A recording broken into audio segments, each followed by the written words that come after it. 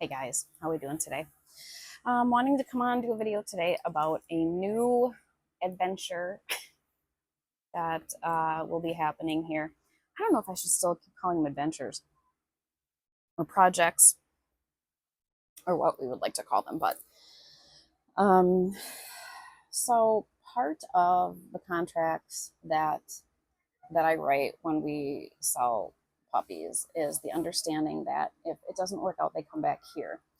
They don't get resold. They don't go to a shelter. They let me know. And for whatever reason, if it's not working out, I take them back. Okay. So that is a situation that I'm faced with. So I just want to say right off the bat that this is not going to be a shaming video in any way. This isn't going to be, where we bash the owner. This is not that, but we are going to use this as a learning opportunity. I'll try to adjust my camera here a little bit. Okay. I want to use this as kind of a learning opportunity. So the dog that we're getting back is, of course, an Anatolian Shepherd dog. His name is Samson. He was Mr. Gray from several litters ago. So he's coming up on 3 years old. So the male that we have here right now, Yusuf, it's his brother. So they were from the same litter. Okay. So I also want to just kind of take this opportunity to say this is the reason why that I'm very careful about where my dogs go. And this is why my vetting process is so strict also, is to try to avoid an opportunity where a dog just doesn't quite fit in right. So part of what has happened here is human error. The majority of the times that's what it is. I mean, you can get dogs that sometimes are just like a bad apple, where there's like a wiring problem upstairs or a chemical imbalance or something like that. That can happen just like with humans, but usually we as humans have failed them in some way. So Samson was purchased with the intention of being a livestock guardian dog. Those are the only homes that I put ours into, unless it's like a really special case where I feel the dog in the family would fit, but that's rarely the case. So he was supposed to go and have been a livestock guardian dog, and so he was. So when he was, I don't know, somewhere between 10 and 12 weeks, he went and they took him, and they were very happy with him. Now, again, I want to say that it's very important, if things start to not work out, to let me know immediately, like right away, like bug the heck out of me, flood me with questions. No question is a dumb question. And I would much rather have something get nipped in the bud immediately versus have a situation like this where it's been bad stuff going on for a while and now it's too late. So the person is very kind. She's very nice. She's very sweet. She's done the best that she can, and I wish she would have came to me right away, because I think a lot of this could have probably been remedied. But we can't go backwards. We can only go forwards. And I would rather take him back versus have him go and get euthanized or fall into hands that he shouldn't be in. So he'll be coming back to us tomorrow, actually Wednesday. Anyway, so from what I'm hearing from her so far, is it started out okay and then kind of proceeded into normal adolescent stupid behaviors.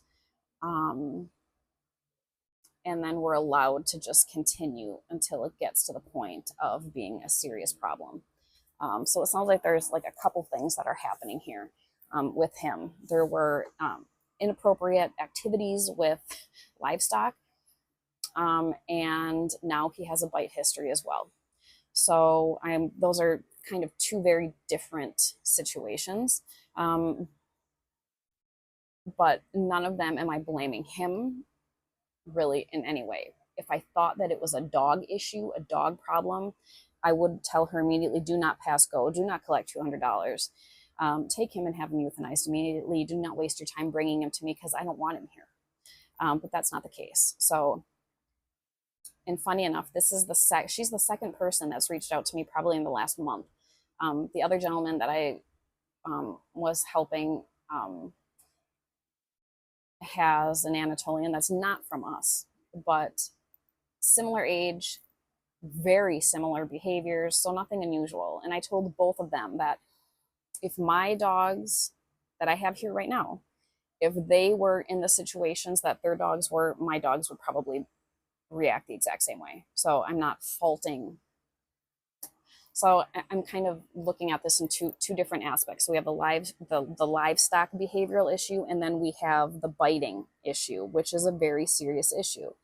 When you have a dog with the strongest bite force in the canine world, you can't mess around with this stuff.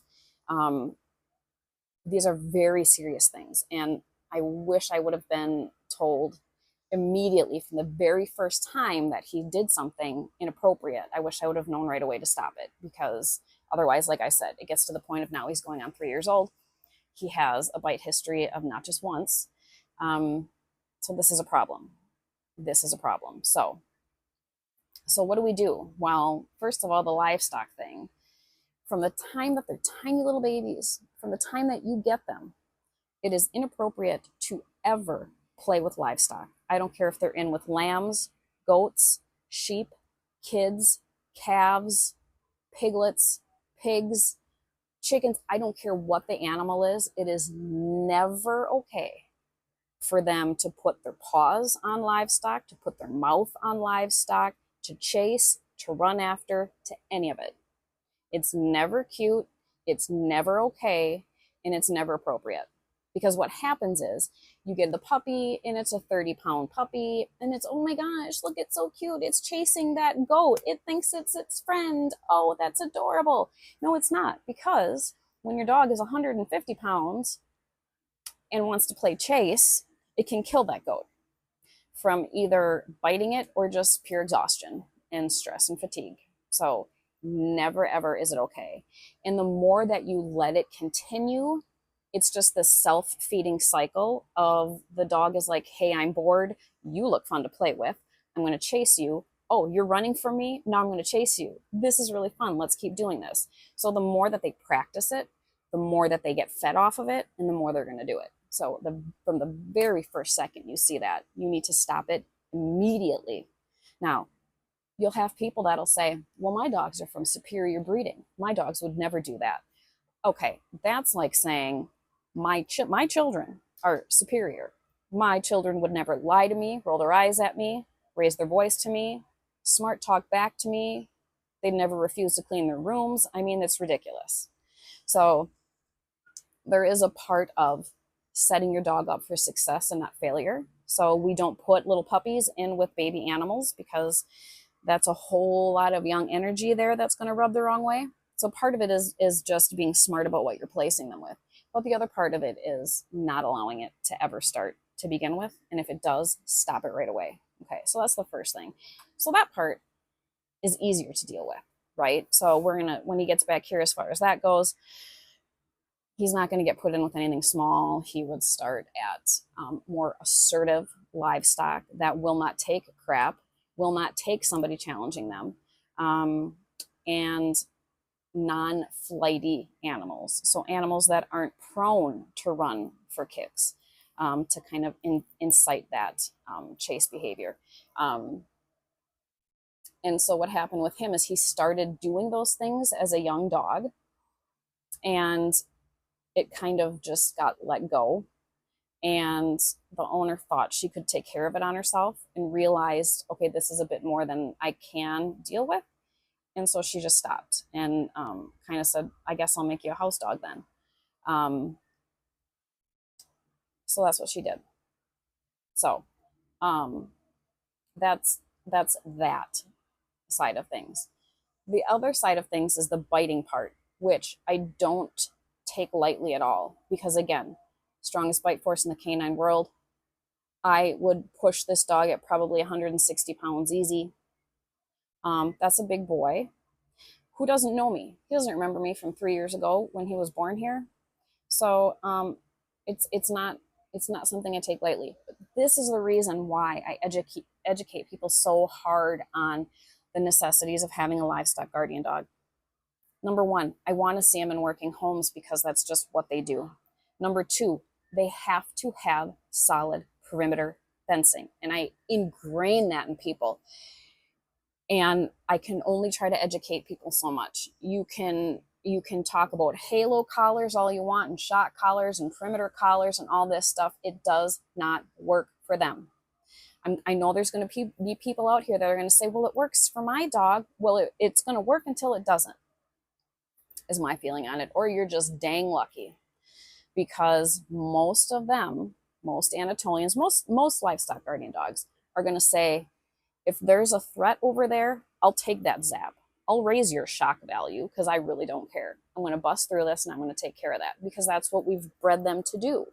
They were never bred to respect GPS trackers or where your property lines are. When they were working in the mountains, in the plateaus, in the motherland of Turkey, they were nomadic lifestyle dogs with their people. There wasn't, oh, we can only go to here and then we're going to stop. They were nomadic. They were traveling. It's what they did. So it's what they still do. That's what we breed them to do, is to be independent thinkers. So you have to have solid fencing. You have to, okay? So one of the examples, one of the times he bit, is the exact same issue that I told you another gentleman I was helping. And it was a UPS or a FedEx driver or something. And I can guarantee you that if any delivery driver came to my house and tried to come up on my porch, if one of my guards was loose, they wouldn't be leaving their truck because my dog wouldn't allow it, because that's what we ask them to do, is to make judgment calls for us when we're not there. And I don't care if you're a two-legged or a four-legged predator, that's what we're asking them to do. If you want a dog that will let somebody walk up on your porch and hand you a delivery, or if you want a dog that will just lay around the farm and welcome people to come and go, that's fine. But don't get an Anatolian Shepherd dog. Don't get a livestock guardian dog, because that's not what their job is. So I don't fault the dog for that. I fault the person. Okay. The same thing goes for, and this is funny because this is, again, a same situation of both people that I've been talking to and trying to help. People driving by, like on ATVs, four-wheeler stuff flying past their yards and stuff, and the dog goes after and chases after it. Again, solid perimeter fence. Livestock guardian dogs think that they need to guard whatever they can see. They don't understand, this is where my yard ends and this is where the road starts, or this is where my property line ends and the neighbor starts. They don't see that. They don't respect it. They don't get it. They don't understand it. So you can't expect them to, okay, only run to this point and then stop, because they're not going to do that. It's just not what they do. So again, I don't fault the dog for it. They have to be managed the way that they need to be managed to keep them safe and everybody else safe. And that's just the way it is.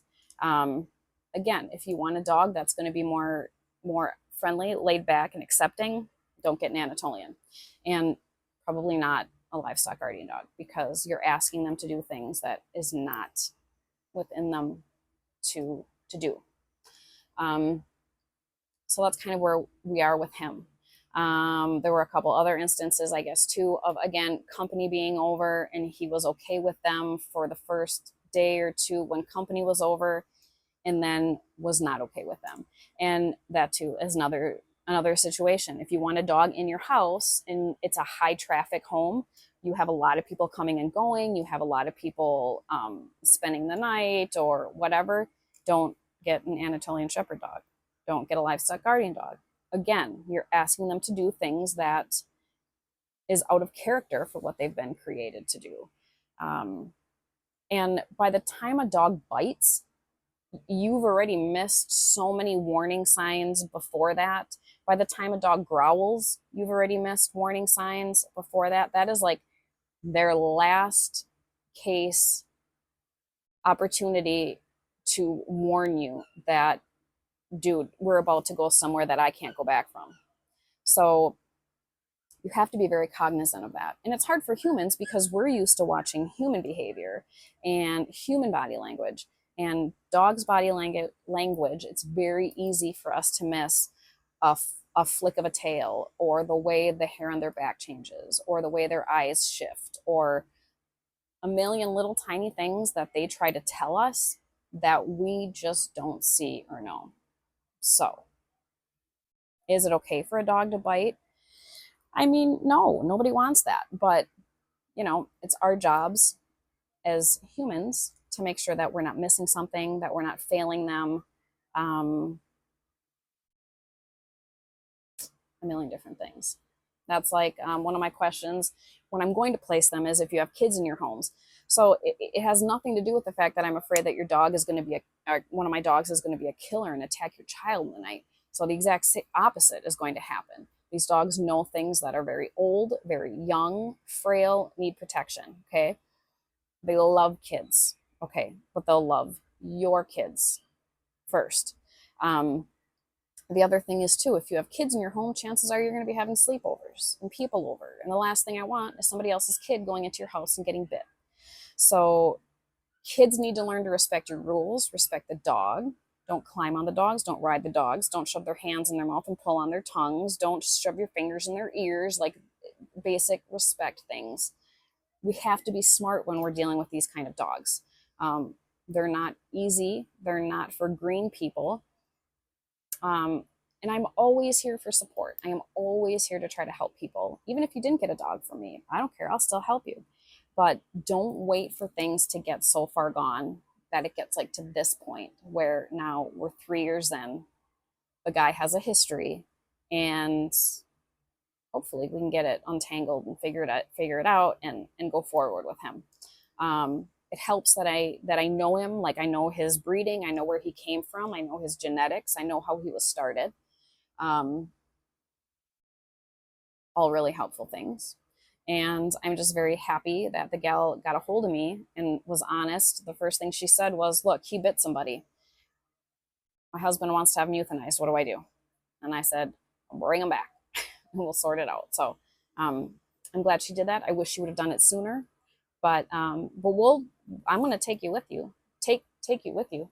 I'm going to take you with me as we go through this, and as he comes here and as we get to know each other again, and try to just kind of de-escalate, decompress, and try to re-regulate all this to try to get it back where it needs to be and get him good again. And hopefully it'll be okay. I don't have a reason to think that it won't be. So we'll see. But as always, guys, stay tuned. And again, we're not going to be shaming who got him. You don't know what you don't know, and it's better to reach out for help than to just let it, just give up. But I wish it would have came a little sooner, but I'll take what I can get now. So I'll keep you posted, guys. Thanks for watching. If you're new here, please subscribe to the channel. I'll make sure all the notifications are turned on. Make sure that little bell is clicked, because that helps me to keep making content for you. And the more active and engaged you are with this channel and just leaving little comments in the comments section, whatever it is, the more it helps too. And if you have any questions, go ahead and jot them down, leave them in the comment section. I'll get to them. I've got Patreon. If you want to go, not everybody can join Patreon, but you can't say you weren't invited. I have a lot of extra supplemental materials in that as well. Training tips, homesteading stuff, livestock stuff, gardening stuff, just stuff. So again, thanks for watching. I'll come at you again soon. And here we go.